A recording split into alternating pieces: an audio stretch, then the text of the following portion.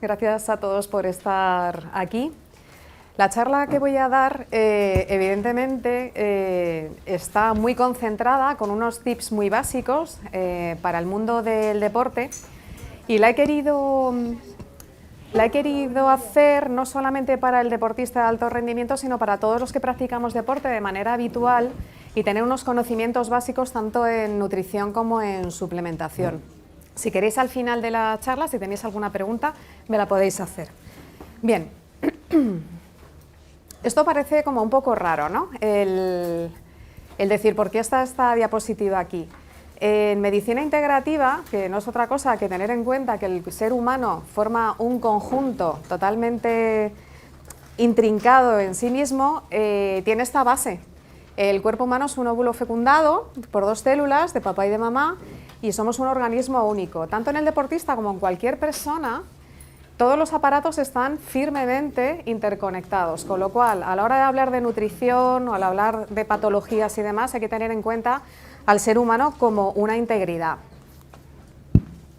Una pregunta que nos hacen mucho con el tema de la suplementación es que si es realmente necesario suplementar, si con la nutrición no sería suficiente adquirir todos aquellos nutrientes y todas aquellas alimentos que necesitamos para nuestro correcto desarrollo de la vida y nuestro rendimiento deportivo. Hay varias razones para decir que en ocasiones es muy necesario todo esto. Por un lado, veis que tenemos una alta incidencia en contaminación en nuestros suelos, no solamente los metales pesados, la contaminación, la polución, incluso aunque tengamos nuestro propio huerto ecológico, que tengamos la tierra perfectamente en barbecho, le pongamos un abono estupendo, puede llegar la lluvia ácida, porque vivimos en un planeta, y verter sobre nuestros productos pues, sustancias que pueden ser nocivas para nuestro sistema digestivo o alimenticio en general.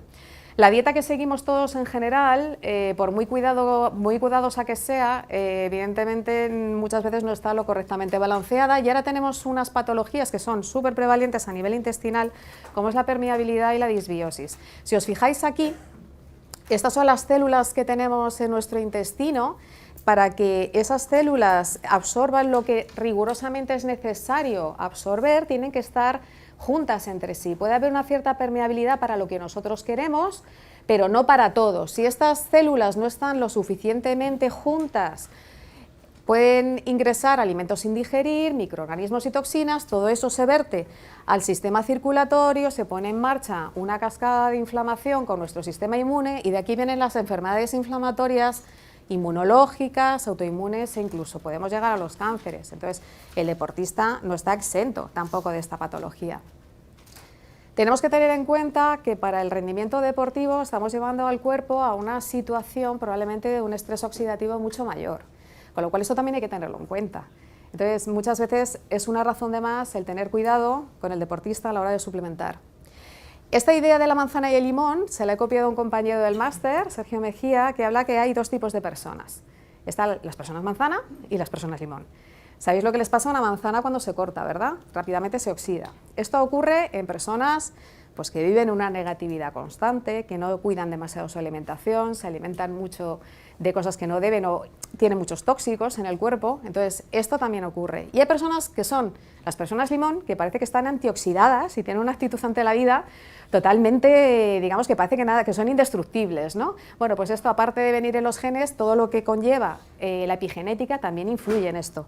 Y aquí la suplementación nos puede ayudar a ser más limones que manzanas. Bien, a la hora de dar cualquier tipo de recomendaciones, esto ya lo dijo Hipócrates, es muy importante el primum non nocere, primero no hacer daño. Aquí no podemos jugar a ser nutricionistas sin ser nutricionistas, ni a dar suplementaciones que no conozcamos realmente si le va a venir bien al individuo. Entonces, ante la duda nos vamos a abstener. Os he puesto estas dos fotos de aquí porque estas son las hijas de Asclepio, el dios de la medicina. Higeia, que es la mujer que tiene una serpiente enrollada alrededor del brazo, Higeia viene de higiene.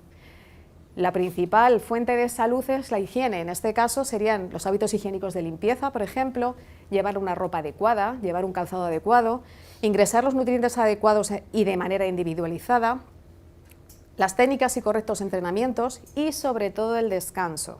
dar al cuerpo el descanso que necesita precisamente para la regeneración de sus propios tejidos y mejorar el rendimiento. La otra hija de Asclepio era Panacea, si os suena este logotipo, ¿verdad? Este es el símbolo del Colegio Oficial de Farmacéuticos y tiene que ver con todos aquellos sustancias que damos a las personas para mejorar su salud. Cuando hablamos de nutrición muchas veces hay un poco de confusión entre nutrición y alimentación. ¿Qué diferencia hay entre una y otra? Pues la alimentación es lo que nosotros voluntariamente elegimos comer. Hay gente que voluntariamente elige no comer gluten o hay gente que elige voluntariamente no comer carne. Eso es algo que es educable y que es voluntario. La nutrición ya no depende de nosotros. Una vez que hemos ingresado en nuestra boca, ingresado en nuestro sistema digestivo los alimentos, ya funciona solo. Es una cosa que es a nivel inconsciente, ¿vale? Entonces, podemos variar, digamos, nuestra alimentación, pero la nutrición siempre va a ser la misma. Y todas las patologías que tengamos nutricionales, esto ya va a un nivel que fundamentalmente es médico. Muy sencillo. ¿Cómo se divide a nivel de la nutrición los elementos? Pues tenemos macronutrientes y tenemos micronutrientes. Los macro, como bien dicen, son elementos grandes, como pueden ser las proteínas, los carbohidratos y los lípidos, y los micro, que son más chiquititos, son las vitaminas y las sales minerales. Dentro de las sales minerales tenemos los macroelementos, que en este sentido, como veis en la tabla periódica, pueden ser elementos que son más grandes, como el sodio, el potasio, y los oligoelementos, que son aquellos que son necesarios en nuestro cuerpo en menos de un 1%. Puede ser, por ejemplo, el yodo o el selenio. No quiere decir que por ser oligo sean menos importantes. Muchas veces realmente hay muchas enfermedades o muchos déficits carenciales que se basan en déficits de oligoelementos. Algo importante con el tema de la proteína en el deportista. La calidad de una proteína se define por la presencia de todos los aminoácidos, tanto sean esenciales como no esenciales. ¿Cuál es la diferencia entre uno y otro? Esencial es aquello que el cuerpo es incapaz de generar, o sea, quiere decirse que lo necesitamos ingresar por la dieta. Los no esenciales, digamos que el cuerpo ya tiene sus mecanismos metabólicos para generarlos. Tenemos dos tipos de proteínas, unas que son las animales y otras que son las vegetales. Las proteínas animales se recomiendan mejor que sea de pescado y de ave, y las proporciones que podemos tener de proteínas, sobre todo en este ámbito, si hacemos deportes de fuerza, esto habría que individualizarlo, pero en general se recomienda que sea entre 1,5 y 1,8 gramos kilogramo día, y en cambio si son de resistencia podemos disminuir un poquito esta proporción. Y siempre hay que balancearlo en deportistas en crecimiento, cuidado con los adolescentes, tienen una necesidad mayor. Estos son los aminoácidos que os acabo de decir. Los esenciales son los que necesitamos ingerir por dieta. Aquí la alimentación es muy importante para saber qué aminoácidos necesitamos sí o sí, o administrarlos en suplementación, y los no esenciales están en el otro lado. ¿Qué debemos valorar en las proteínas? La digestibilidad. La digestibilidad es la propiedad que tiene un alimento de ser absorbido por nuestro sistema digestivo, ¿vale? La carne, por ejemplo, tiene una digestibilidad entre el 95 y 98%. La tomamos y la asimilamos fenomenal. Entra por el sistema digestivo y la tenemos a tope. En esto es importante tener las proteasas del sistema digestivo también correctamente. Por eso os digo que si hay alteraciones dentro del sistema digestivo, pues esto se puede ver alterado. Y algo todavía más importante que la digestibilidad es la biodisponibilidad o valor biológico, que es, una vez que yo lo he asimilado, ¿cómo lo aprovecho en mi cuerpo? Depende de la proteína y de sus aminoácidos, tanto si son esenciales como no esenciales. ¿Qué es lo que queremos? Pues que un alimento tenga un alto valor biológico, que estén presentes por lo menos todos los aminoácidos esenciales. En esto, los reyes son los huevos ecológicos, la quinoa. Y, por ejemplo, para que veáis la sabiduría popular, lo maravillosa que es, siempre ha habido una combinación que han sido las legumbres, por ejemplo, las lentejas con arroz. ¿Y esto por qué se ha hecho esta combinación? Porque las legumbres son pobres en metionina y cisteína y el arroz siempre ha sido pobre en lisina y isoleucina, con lo cual, si hacemos esta mezcla a nivel de un pucherito, pues evidentemente tenemos este alto valor biológico proteico. Y las de bajo valor, pues son las que carecen de todos estos aminoácidos. La proteína animal, la carne entendida tanto de ave como de mamífero. La digestibilidad es muy buena, mi cuerpo es capaz de asimilarla muy bien, pero tiene un valor biológico bastante menor, como un 75%. ¿Cuál es el problema de la carne ahora mismo? No voy a hacer apología ni del veganismo ni del vegetarianismo, pero esto es una realidad.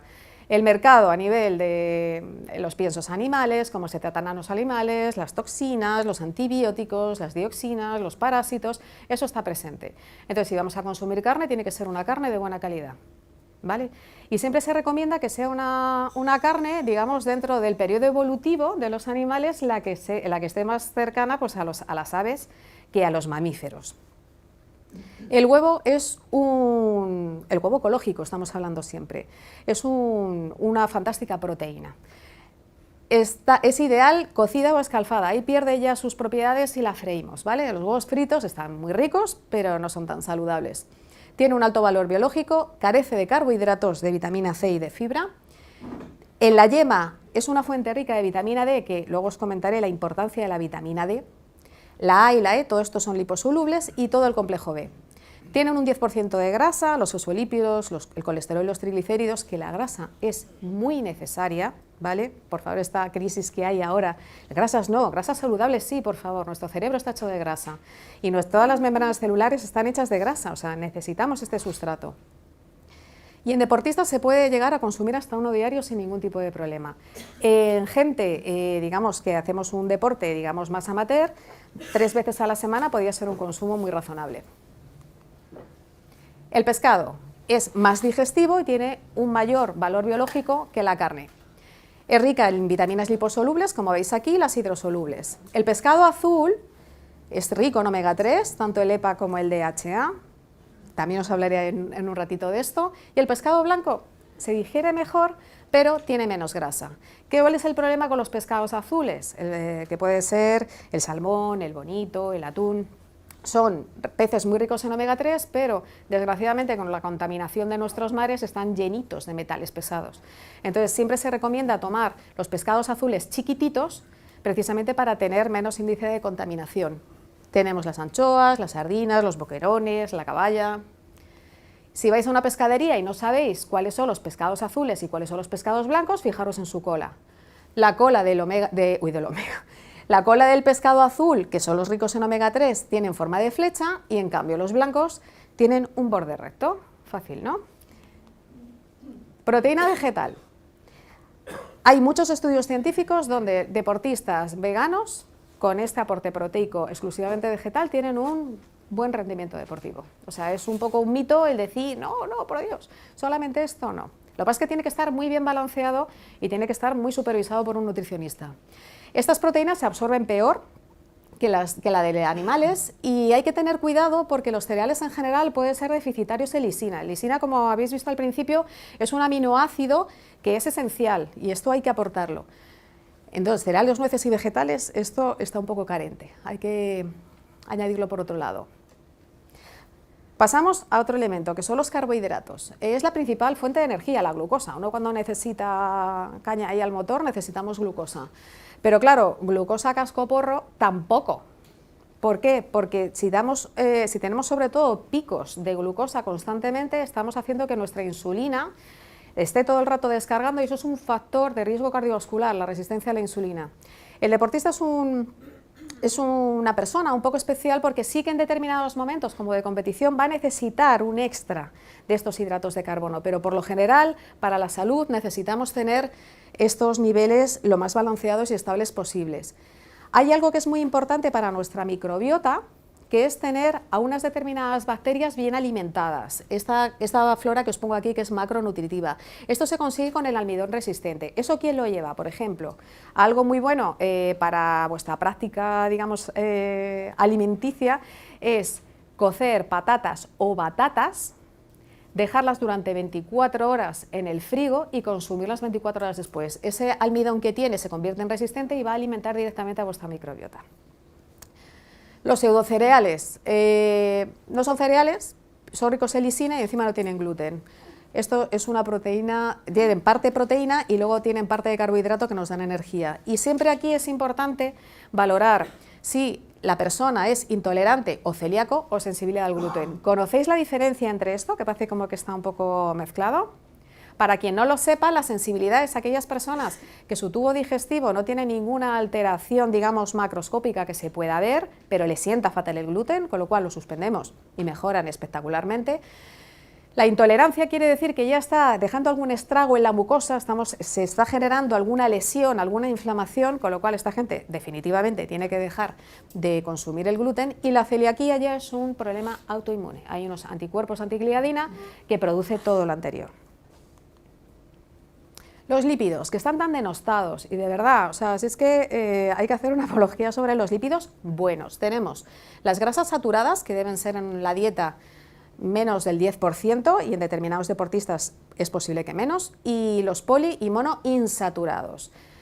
Hay otro tipo de grasas que son las grasas trans. Las grasas trans, esas sí que esas no las queremos ni en pintura.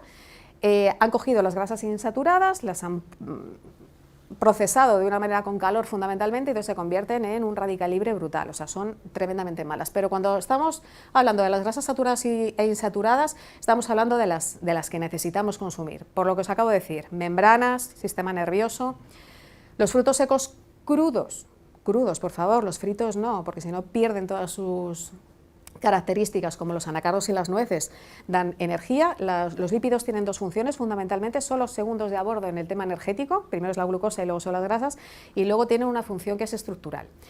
Entonces, en este caso, los anacardos y las nueces nos van a dar energía. El aceite de oliva virgen extra, siempre con primera prensión en frío para que no pierdan sus características, pasa exactamente lo mismo. El calor joroba los lípidos, fundamentalmente, es rico en más mono que poliinsaturados. El aceite de coco ecológico, que también no es malísimo, bueno, pues hay aceites de coco que son malísimos porque su tratamiento no es el adecuado, pero los ecológicos son resistentes al calor. Entonces, el aceite de oliva hay que consumirlo en crudo, fundamentalmente. Y si queremos utilizar algún tipo de aceite para cocinar, para que no se nos desnaturalice, podemos utilizar el aceite de coco ecológico.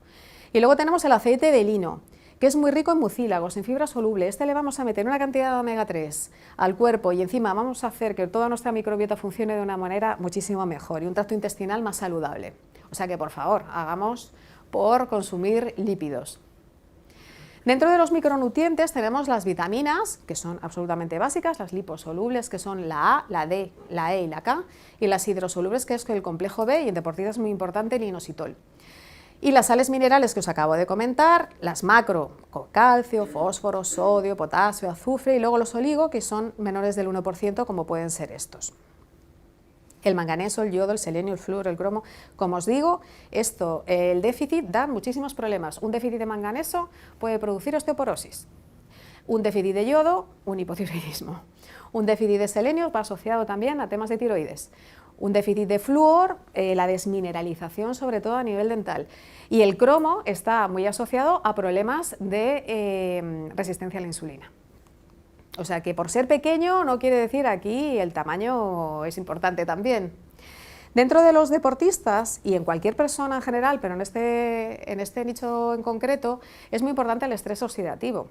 Como os digo, ya en nuestra vida normal, ¿qué es lo que tenemos? Radiaciones, contaminación, por supuesto, que si la wifi, que si el microondas, que si la placa para cocinar, los tóxicos, nuestro propio metabolismo, la inflamación, está haciendo que ese estrés oxidativo haga que nuestro ADN se pueda dañar. Si se daña nuestro ADN, mal vamos, porque entonces la síntesis de todas las sustancias, sobre todo las proteínas, van a venir mal dadas. ¿Y qué se genera con este estrés oxidativo? Pues radicales libres. Aquí tenemos un átomo que lo veis en verde, que tiene todos sus electrones en su órbita, pero de repente pierde uno y se enfada un montón. Y entonces cuando se enfada este átomo se convierte en un radical libre y entonces pues tira a destrozar todo lo que tiene alrededor. Y el cuerpo lo que va a intentar es neutralizar ese radical libre. Diciéndolo de una manera un poquito más arreglada, son moléculas con electrones desapareados como resultado del metabolismo celular. A ver, los radicales libres lo estamos haciendo siempre, es como el motor de un coche, siempre necesitamos tener residuos porque estamos creando procesos metabólicos.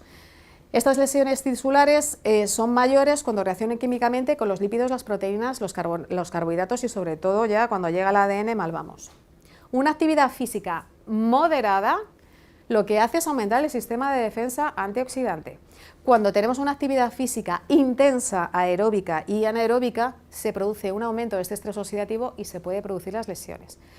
Vosotros sabréis perfectamente que estos deportistas de alta competición, que desde jóvenes lo han dado todo, han tenido un estrés oxidativo bastante intenso, llegan a los 40 años y parece que tienen 50 o 60. Bueno, pues esto es una de las razones, sobre todo si no han sido correctamente tratados.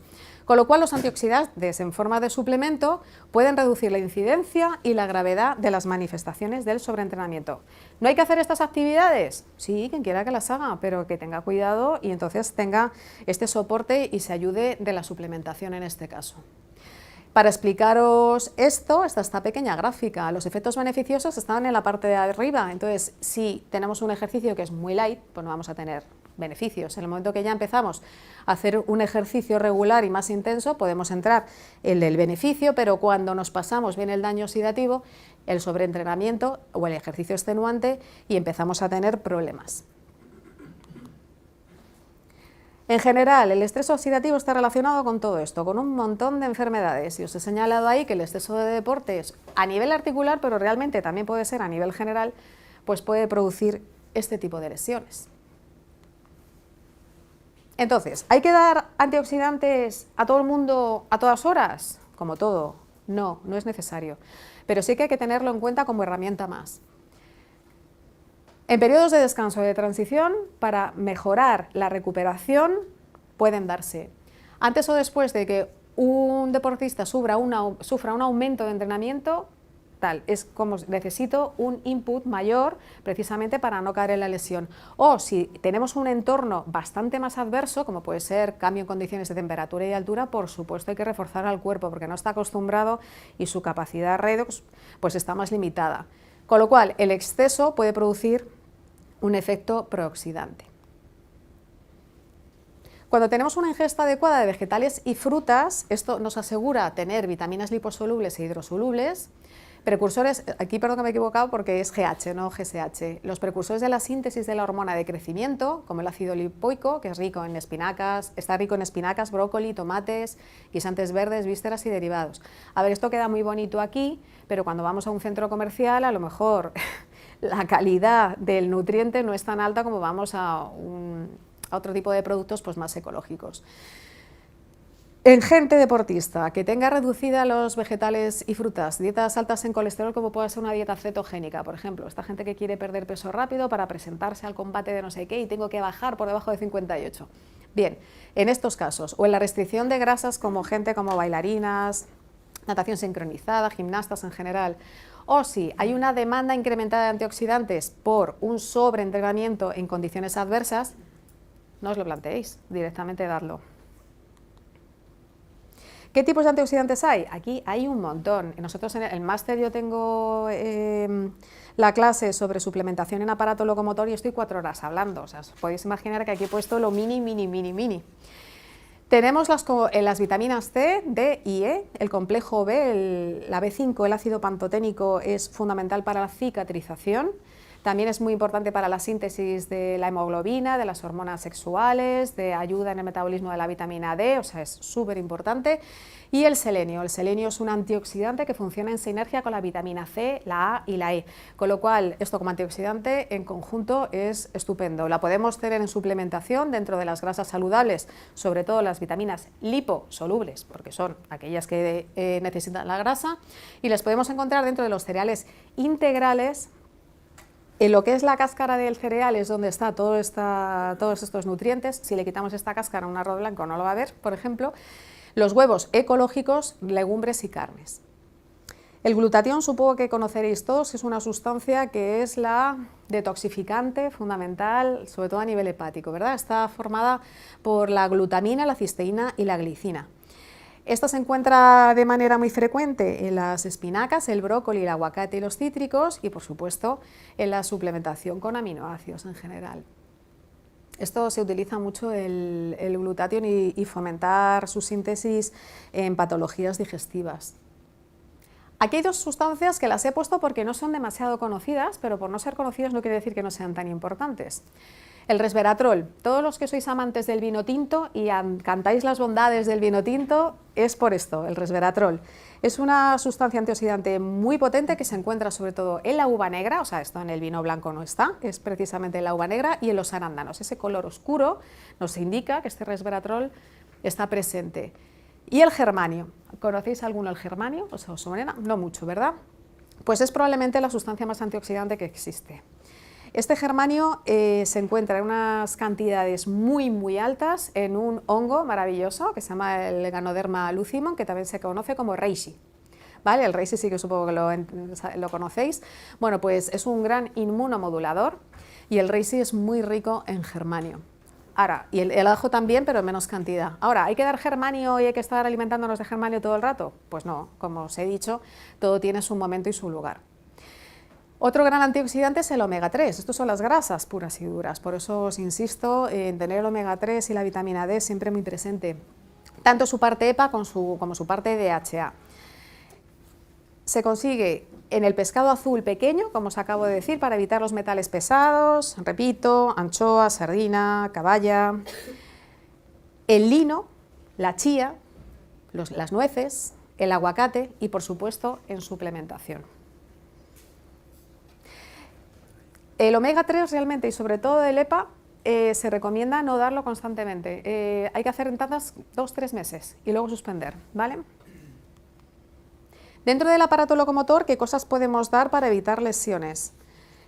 Pues todo aquello que haga que el colágeno se forme, evidentemente va a ser algo que vamos a necesitar. Yo esto siempre en el máster lo digo como que podemos hacer un pastel, ¿vale? Para hacer un pastel necesitamos determinados ingredientes. Hay gente que lo que quiere es comerse el pastel entero, vas a la pastelería y te comes el pastel. Pero siempre es muchísimo mejor si eres una persona sana, y ya nos cuento si eres un deportista, que si te da los ingredientes y tú te los incorporas, el pastel se va a hacer de manera personalizada para ti. ¿Vale? Entonces, tener claro que las fibras de colágeno se sintetizan gracias a los diferentes procesos de hidroxilación, glucosidación y sulfatación con la vitamina C, el silicio, el hierro, el manganeso y los aminoácidos azufrados, ya tienes cubiertas y evitas lesiones a nivel de cartílago, colágeno, tendones, ligamentos, huesos. La vitamina D, que ahora parece que está súper de moda, la vitamina D, que si parece que sí está sobrevalorada, hablaré un poquito sobre eso, de sobrevalorada nada. La vitamina D en breve se va a considerar una hormona, no es una vitamina, tiene una importancia absolutamente brutal. Y luego realmente es que su efecto es neuroinmunomodulador, o sea, fijaos que todo a nivel del sistema nervioso y al sistema inmune, evidentemente si lo potenciamos vamos a evitar un montón de lesiones. Algo muy importante para el tono muscular del descanso y el sistema nervioso en general es el magnesio. Contracturas, calambres, calidad de sueño, controla también el metabolismo glucémico. O sea, el magnesio es algo súper sencillo de manejar, siempre en sinergia funciona mucho mejor. Por ejemplo, el magnesio con los complejos del tipo B es muy buena combinación y realmente yo veo muchísimas bondades en estos productos, ¿no? Suelen tener pocos efectos secundarios, eso sí, si son personas que están tomando medicación hay que valorar muy bien que no tengan interacciones.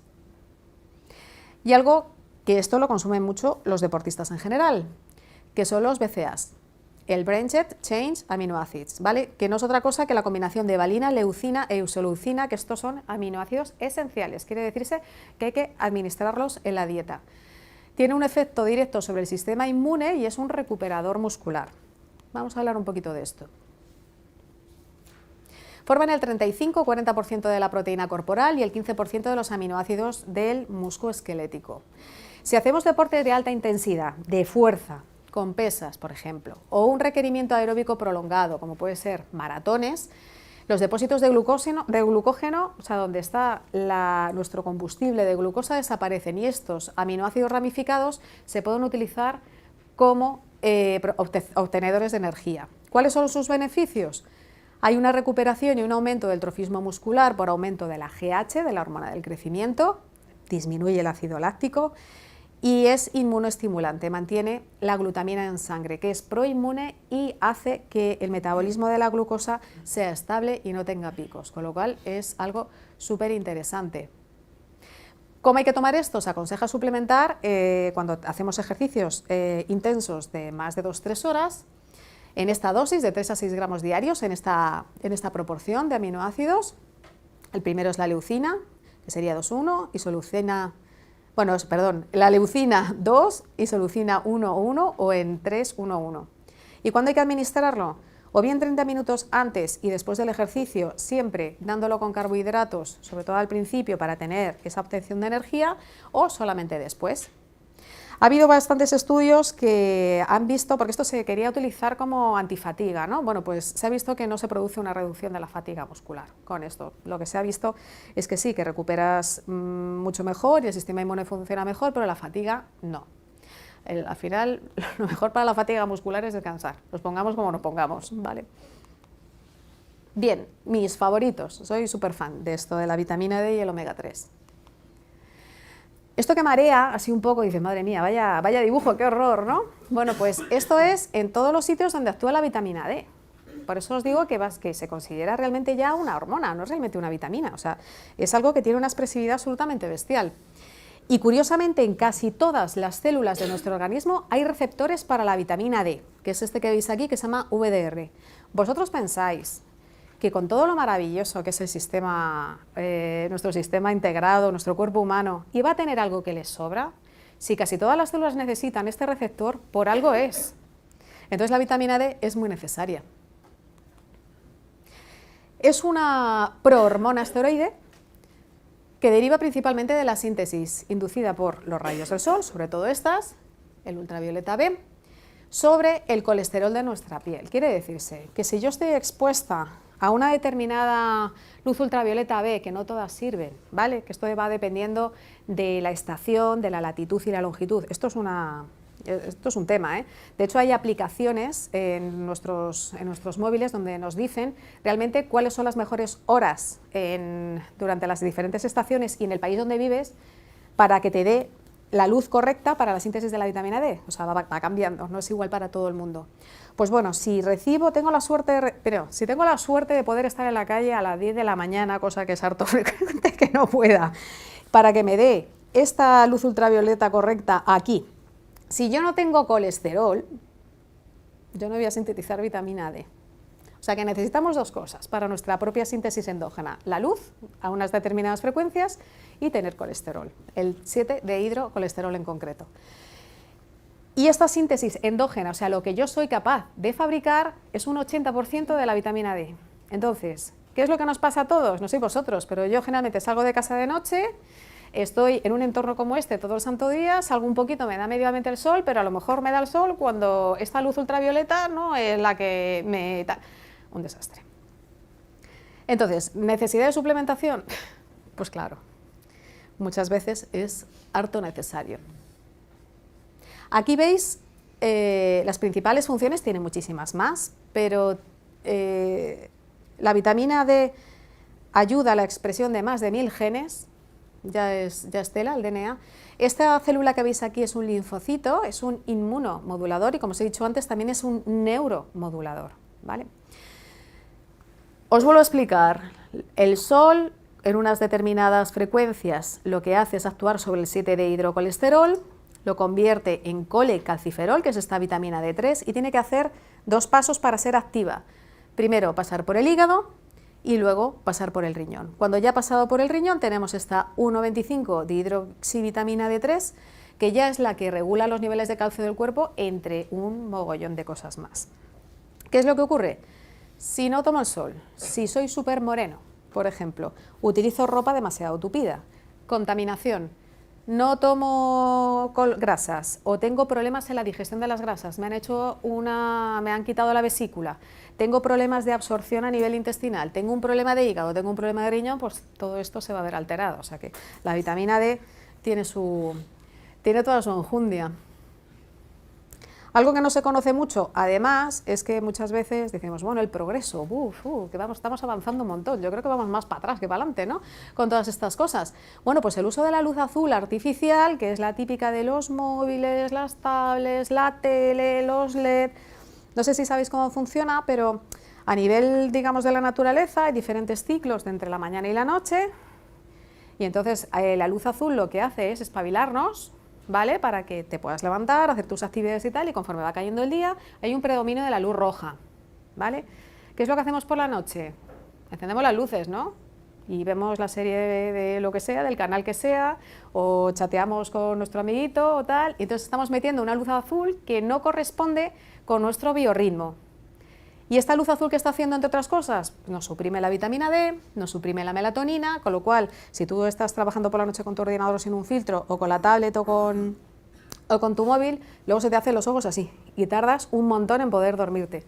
He aquí la causa. Destruye la DHA del omega 3, impide la regeneración de la retina, esto ya los oftalmólogos lo están viendo, y una disfunción de la microbiota.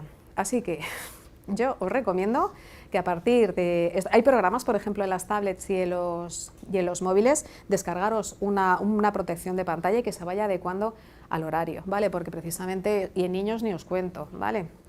Poner estos filtros de pantalla porque son importantes para nuestro biorritmo y sobre todo que no nos afecten todo esto.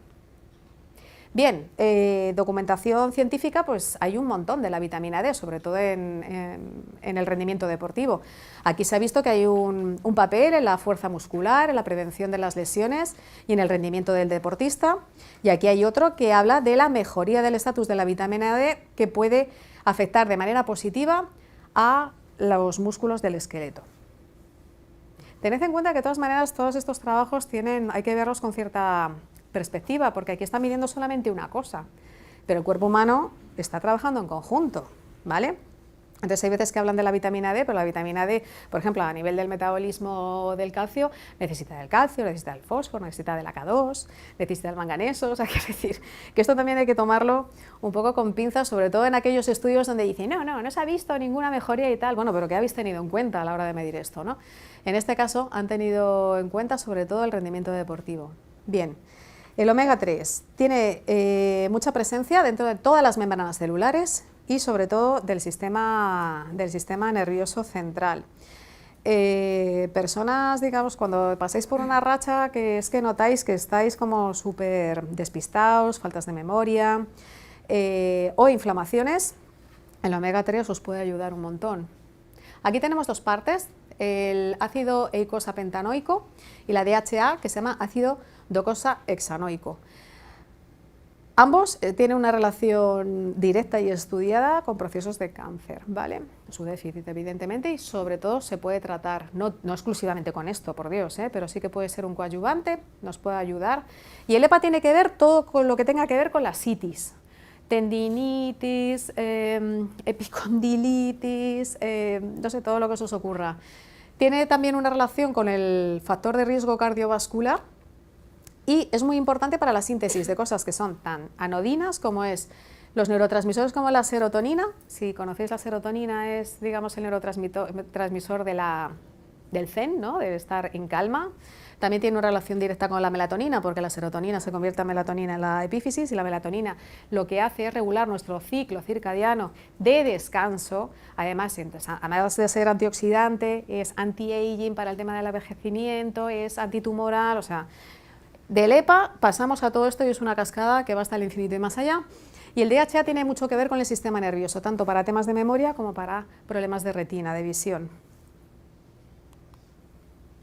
¿Cuál es el problema con el omega 3? Como os he explicado antes, con la vitamina D hay varios factores, pues aquí fundamentalmente está en que lo que recibimos a nivel nutricional pues no es lo más adecuado. Los pececitos en la piscifactoría, los animales dentro de su producción, ¿qué es lo que están consumiendo? Pues fundamentalmente productos manufacturados y piensos en aceite vegetales, que son mucho más baratos y son mucho más ricos en omega 6.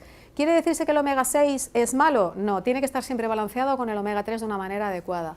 Lo ideal sería que fuera omega 6 y omega 3 de 2:1. Y lo que estamos consumiendo en general ahora mismo es esta barbaridad. Como veis aquí, pues sobre todo tiene mucha culpa pues todo el mercado, ¿no? De la comida rápida y todas estas cosas, ¿no? Que nos meten, en fin, que aunque no queramos, esto es un drama para los adolescentes, porque uno ya cuando es mayor, bueno, pues más o menos puede elegir y tener más criterio. Pero claro, a los adolescentes es súper complicado, no sé que estén súper concienciados. ¿Cuáles son los alimentos vegetales más ricos en alfa-linolénico? Que estos son los que tienen que ver con el omega 3. El aceite de las semillas de lino, las de chía, las nueces y el aceite de colza, claro, pero Acordaos del síndrome tóxico, o sea, el aceite de colza normal pues, tiene estas propiedades. Y los pescados azules pequeñitos, como hemos dicho, aunque he incluido los grandes, pero lo ideal siempre sería el consumo de los pequeños. ¿Y el omega 3 es malo? No, en la síntesis, o sea, en el equilibrio adecuado es fantástico porque es importante para la estructura, la protección y la regulación celular. En los niveles adecuados es antiinflamatorio y promotor del sistema inmune, regula la cascada coagulatoria y el equilibrio del perfil lipídico general. Estos son los aceites que son ricos en omega 6, como veis aquí el aceite de girasol, maíz, sésamo, cacahuete e incluso el aceite de oliva. El aceite de girasol, que está un poco como denostado, es como el aceite de los pobres, ¿no? Es un buen aceite, siempre que sea ecológico, con primera prensión en frío, cosa que no se hace casi nunca, ¿vale? Y sobre todo su consumo en crudo. Aquí tenemos otro tipo de estudios que se ha hecho con el omega 3 y aquí habla de que la respuesta funcional en un periodo de entrenamiento de ejercicio lo que hace es aumentar su efecto antiinflamatorio y antioxidante. Y abajo vemos que el efecto sobre el músculo y los daños nerviosos y la masa y la fuerza muscular se ha visto que mejora con la administración de estos productos. O sea, hay que tenerlo en cuenta. La vitamina C o ácido ascórbico, esta ya no es liposoluble, es hidrosoluble. La vitamina C es fundamental para una cantidad bestial, igual que la vitamina D, pues es un cofactor enzimático múltiple, fundamental para la síntesis de colágeno, la carnitina, que es un sustrato a nivel de la mitocondria para la energía, y las catecolaminas son aquellas estas que nos dan la potencia, la adrenalina, la noradrenalina, mejora la absorción del hierro, que esto es importante también, como hemos dicho, si una persona tiene anemia, su síntesis de colágeno también va a disminuir. Y es un gran antioxidante, disminuye los factores de riesgo cardiovascular y las cataratas. Tiene una pequeña pega, y es que a la hora de absorber la vitamina C, no podemos dar, por ejemplo, pues a mí me han dicho que la vitamina C es fenomenal, 2 gramos al día, pues me la voy a meter así en una única toma.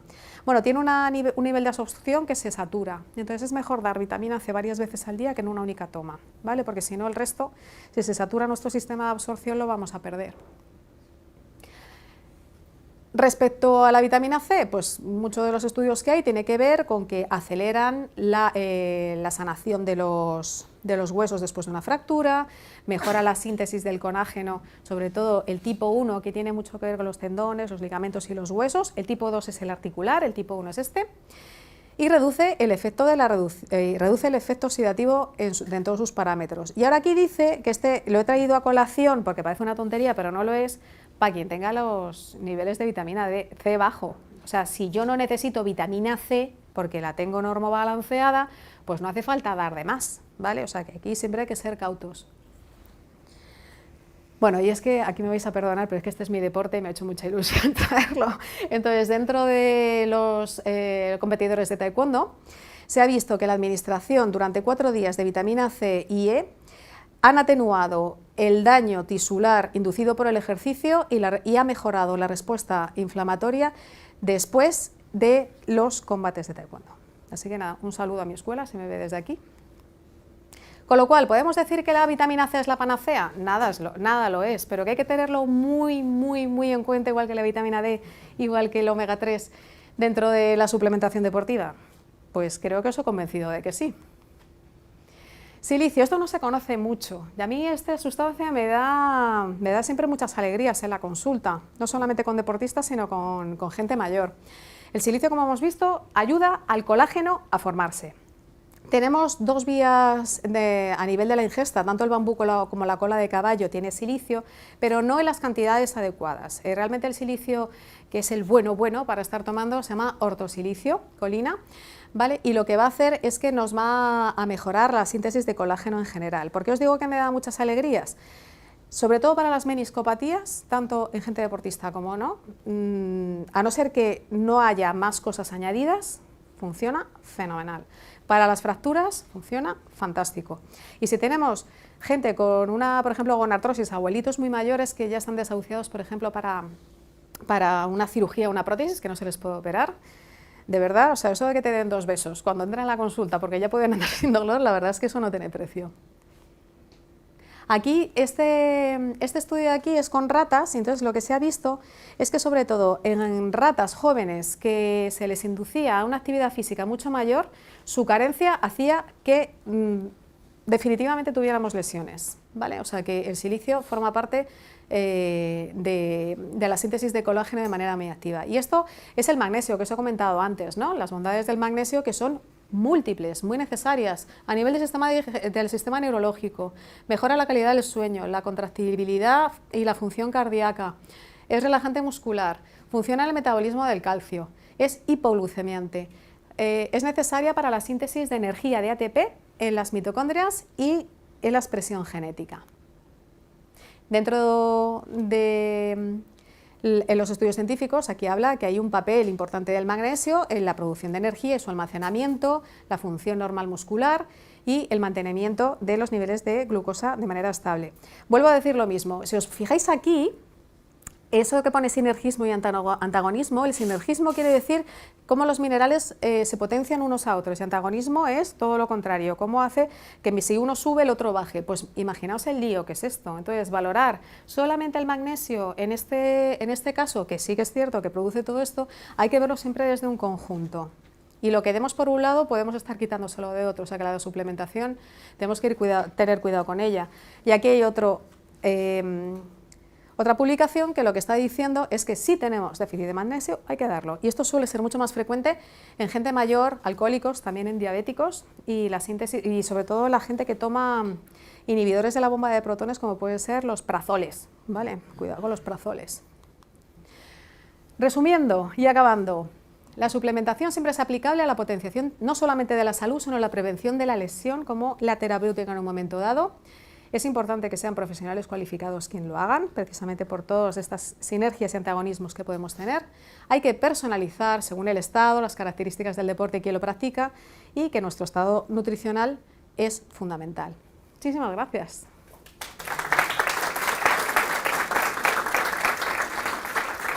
Gracias. Tenemos un espacio para preguntas. El que quiera, levante la mano. Solo las fáciles, por favor.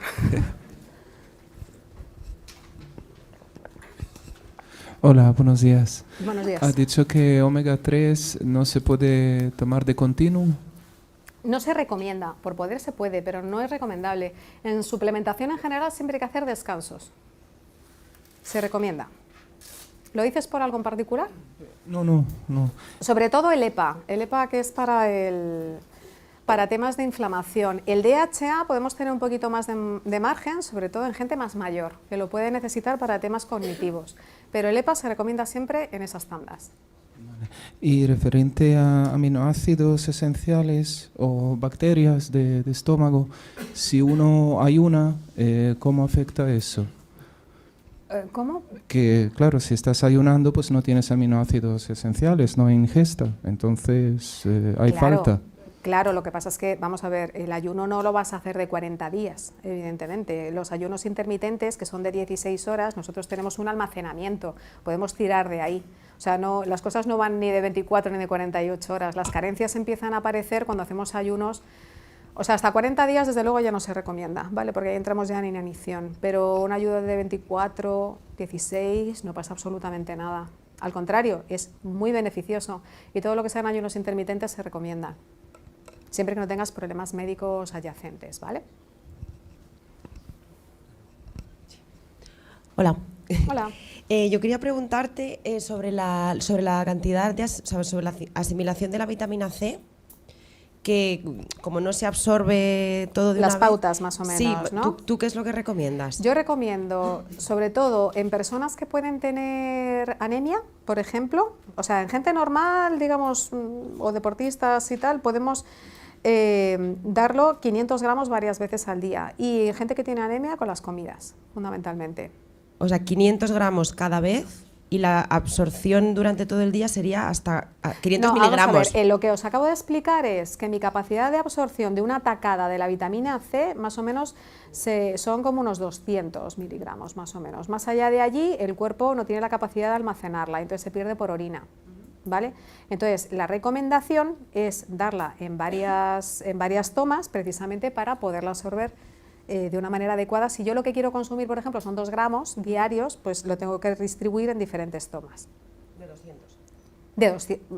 Generalmente se recomienda 500, porque hay veces que se pierden por el camino, ¿vale? Entonces, a no ser que la tomes liposomada o tal, generalmente se recomienda la toma de 500. Hola, Susana. Hola. Muchas gracias por tu exposición. Cuando hablabas has puesto una diapositiva que hablabas de las semillas de lino como ¿Sí? fuente de omega 3 y tal. Sí. ¿Y las semillas de chía te parecen también recomendables en ese sentido? Sí, ambas. La de lino más. Lo que pasa es que para que el omega 3 esté ahí a tope hay que molirlas, hay que machacarlas, porque si no, tal cual entran, salen. Entonces, es muy recomendable hacer un molido de ambas. Vale. Y la segunda pregunta es, has puesto una formulación de los BCAAs de una proporción de tal, Sí. pero hay ahora suplementos que tienen una proporción de 8:1:1. Ujú. ¿Qué opinión te merece al respecto? Yo esta es la que he encontrado de manera, digamos, más masiva. Pasa igual como con las dosis de colágeno. Las dosis de colágeno al principio empezaron a darse 10 y ahora estamos llegando a 5. Pueden ir variando. También supongo que depende de la actividad física y el deporte en el que no son las mismas las necesidades a nivel de consumo aeróbico ni a nivel de resistencia que necesitamos para uno y para otros. Mi experiencia es buena en esta que os he puesto, pero por supuesto, ¿tú tienes experiencia en esto? Sí, en deportistas de resistencia, de tipo triatlón o ciclismo de etapas de las resistencias, sí funciona muy bien. Claro, por eso os decía que hay que individualizar. Esta gente lo que necesita es tener un consumo energético más potente y hemos dicho que precisamente estos aminoácidos lo que hacen es eso, dar ese plus. Entonces, a lo mejor no todo el mundo necesita ese plus, con lo cual esa formulación pues está muy bien. Muchas gracias por traerlo. ¿Alguna otra pregunta?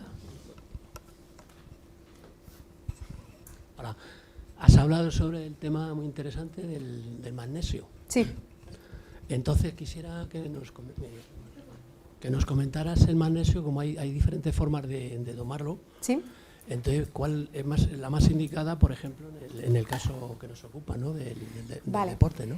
El magnesio, hay muchísimas formas bioquímicas de magnesio y las que mejor se absorben en general para todo el mundo es el citrato y el bisglicinato. Estas dos son las que más se absorben. Ya el cloruro un poquito menos y el óxido de magnesio prácticamente poco, ¿vale? Entonces, las dosis normales para una persona de una función normal vienen a ser unos 375 miligramos al día, ¿vale? Lo que pasa es que hay tablas, que esto sí que os animo a los que os guste esto, hay tablas donde viene individualizado por sexo, edad y actividad física cuáles son más o menos estimadas las cantidades que nos pueden venir bien de manera habitual. ¿Te he contestado? Sí, muy bien. Y la otra era, también has hablado de la vitamina D. Sí. De la vitamina D, ¿Sí? Entonces has hecho mención a los complementos con vitamina D, ¿no? Sí. Pero yo pregunto, si estamos en un país como España, por ejemplo, que tiene mucha luz solar, Sí. entonces una persona que esté alimentada normalmente bien, a lo mejor no necesita ese complemento, o sí, o en qué medida. A ver, como he dicho, la vitamina D es que sigue diferentes, o sea, necesita varias cosas para estar a tope. Tenemos mucha luz, pero como he dicho, necesitamos un tipo específico de luz, no toda nos sirve, ¿vale? La luz solar. Ya, lo que pasa es que la luz solar, por ejemplo, estamos en España, ¿vale? Entonces, en España concretamente, en invierno, la luz solar que mejor nos va son de 10 a 12 de la mañana, por ejemplo, ¿vale? Eso puede ir variando, pero si salimos, por ejemplo, un día a la calle, donde se prevé que vaya a haber esta tal, y hay una nube así de grande que no va a dejar pasar los rayos del sol, pues vamos a estar un poco con las mismas. O si hace mucho frío y entonces, pues claro, uno no puede salir expuesto, pues no lo va a hacer. O sea, que no solamente el tema de la luz, sino que hay más factores. O la contaminación también. No es lo mismo tomar la luz del sol en el centro de Madrid que irte a la sierra, por ejemplo, ¿no? Muchas gracias. Gracias. Hola. Hola. De cara a la suplementación con vitamina D y omega 3, ¿Sí? ¿en qué hay que fijarse en el etiquetado del producto para saber que es un buen producto de suplementación? Pues muy buena pregunta. Esto lo hablamos mucho en el máster, porque no es oro todo lo que reluce, ¿verdad? A ver, La vitamina D3, no sé si os acordáis, los que seáis más mayores sí, es todo lo liposoluble en general, el aceite de hígado de bacalao que estaba asqueroso, ¿vale? Eso que todavía yo creo que en la memoria popular y tal, ahí es como, ¡ay, Dios mío, qué horror! Bueno, pues todo lo que venga de un pescado que sea rico en omega 3, pues te va a dar una vitamina D3 potente. ¿Qué es lo que pasa? Que los salmones, por ejemplo, que hay mucho de salmón por ahí, hemos dicho que este pescado, que aunque está delicioso y todo lo que queráis, pues no es una calidad especialmente buena. Entonces todo lo que venga de la anchoa, por ejemplo, y la sardina, en teoría va a ser mucho mejor que de otros pececitos, ¿vale? Luego tenemos el krill. El krill es una alternativa que también puede funcionar en este aspecto, lo que pasa es que tiene una cantidad mayor en fosfolípidos, no tanto en vitamina D3. Entonces, lo ideal para la vitamina D3 sería lo que te acabo de comentar, anchoa y sardina, unas concentraciones lo más alta posible.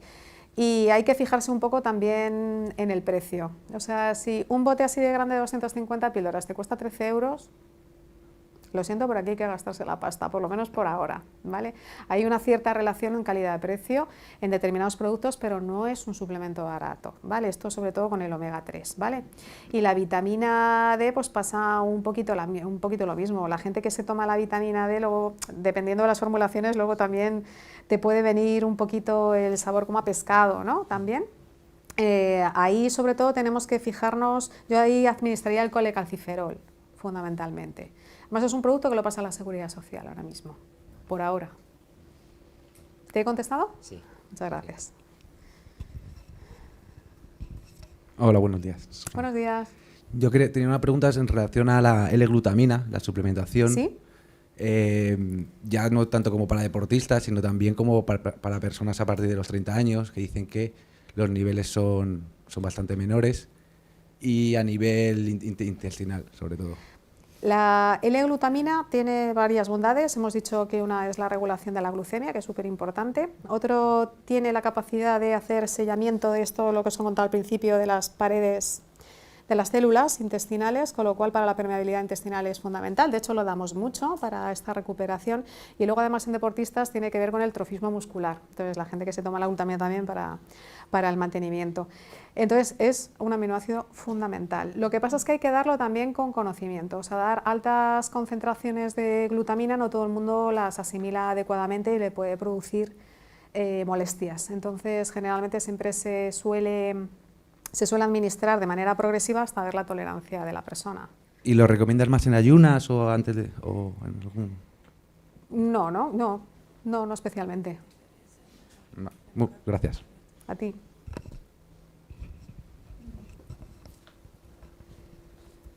Hola, buenos días. Buenos días. La suplementación de silicio para lesiones como la condromalacia rotuliana, en la que ya haya un desgaste del cartílago, ¿puede ayudar no a generar cartílago, pero al menos a mitigar un poco las molestias? A ver, si realmente el dolor viene de ahí, te diría que sí.